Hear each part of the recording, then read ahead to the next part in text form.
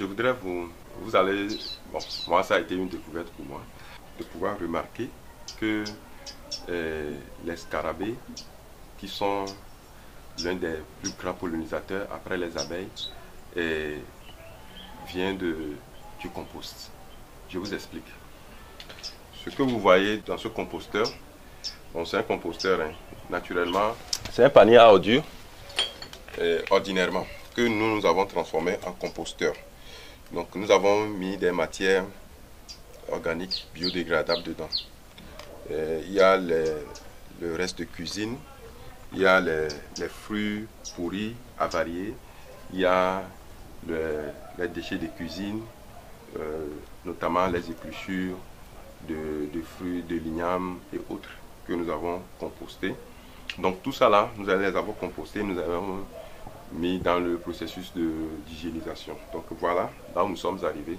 Donc Angelaba Service, nous avons gardé, nous en avons vendu beaucoup. Dès que c'est mieux, nous en avons vendu. Et que nous avons gardé cet échantillon pour pouvoir présenter, montrer à nos clients qui arrivent. Mais nous avons été surpris de la fin, résultat fin de course. Nous avons remarqué, quand nous venons ouvrir, nous remarquons souvent la présence de ces scarabées. C'est des scarabées. C'est un scarabée qui s'est retrouvé dedans.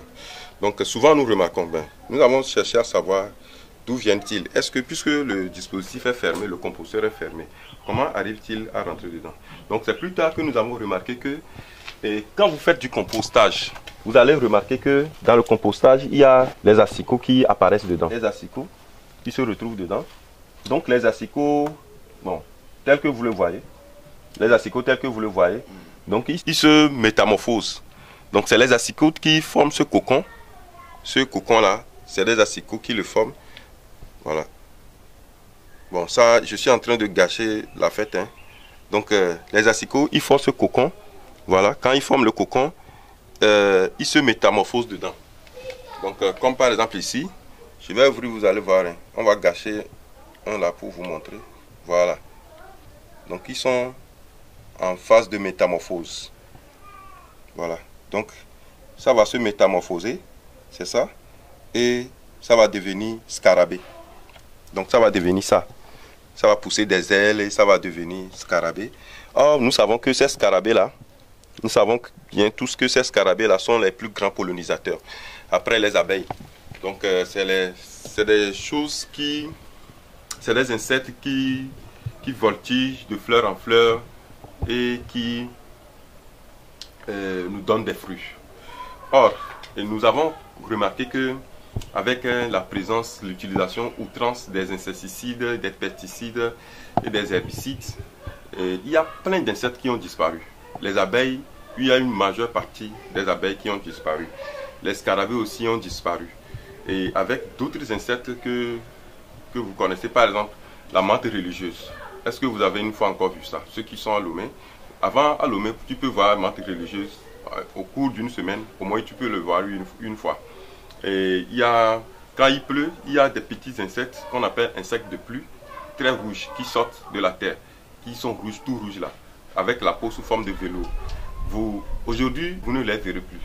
Donc le monde, avec le comportement d'aujourd'hui, nous sommes en train de finir avec ces insectes, nous sommes en train de finir avec cette biodiversité.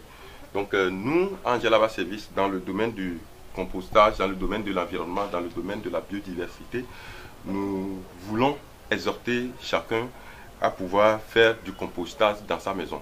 C'est un truc très simple que vous pouvez faire afin de redonner vie à la nature.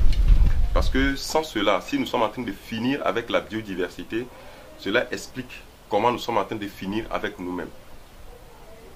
L'humanité ne partira pas à cause de nos gestes, de nos faits et de nos actes.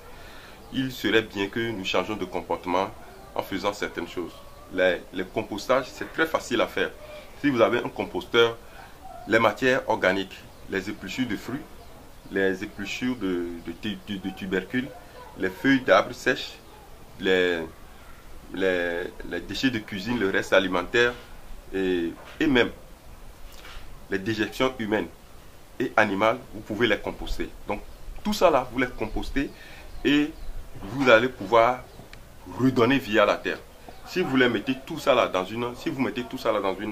un panier à ordures et vous payez le service d'enlèvement d'ordures de venir enlever, vous payez la mairie de venir enlever ces ordures, vous êtes en train de déséquilibrer la nature. Parce que la mairie, quand vous mélangez tout, le tri est difficile. Donc du coup, eux aussi, ils vont y jeter. Et cela ne donne pas un bon résultat en fin de course. Donc, vous pouvez vous-même composter tout ce qui est organique et vous pouvez jeter les autres choses. Cela va vous permettre aussi de faire une économie considérable sur l'enlèvement d'ordures. Surtout que vous savez qu'il y a certaines choses que vous ne jetez pas, vous pouvez négocier. Négocier le prix de l'enlèvement d'ordures. Vous pouvez même le stopper à un certain moment ou bien carrément, si on vous fait l'enlèvement 2 fois par semaine, vous pouvez même venir à 1 fois par semaine. Nous, en Djellaba Service, nous sommes même en train d'aller vers 0 ordure. C'est-à-dire que tout ce qui rentre dans nos paniers à ordures, c'est des choses que nous avons ramenées en réalité de quelque part, qui entre-temps ont été utiles. Donc, si vous décidez de le faire, vous pouvez les sérier, faire le tri, ensuite mettre les plastiques à part, composter ce qui est compostable, les matières organiques, et puis les autres, voir le service d'enlèvement d'ordures. Et ça, peut-être 1 fois en 2 mois, quand viendra, vous les enlever. Et vous allez ainsi aider la nature. Si nous voyons vraiment nos gestes et faits, et les maladies qui sont présentes aujourd'hui, les cas de décès qui sont fréquentes, nous ne comprenons plus rien. Nous ne comprenons plus rien du tout. Avant, pour que quelqu'un décède, il faut un certain âge. Les enfants ne meurent pas aussi rapidement. Les jeunes ne meurent pas aussi rapidement. Mais aujourd'hui, la mort ne respecte plus ça. Tout le monde est atteint. La maladie est présente partout. Et c'est des maladies incompréhensibles. C'est parce que nos faits et gestes nous ont conduits là. Si nous changeons de comportement, nous pouvons rééquilibrer le monde.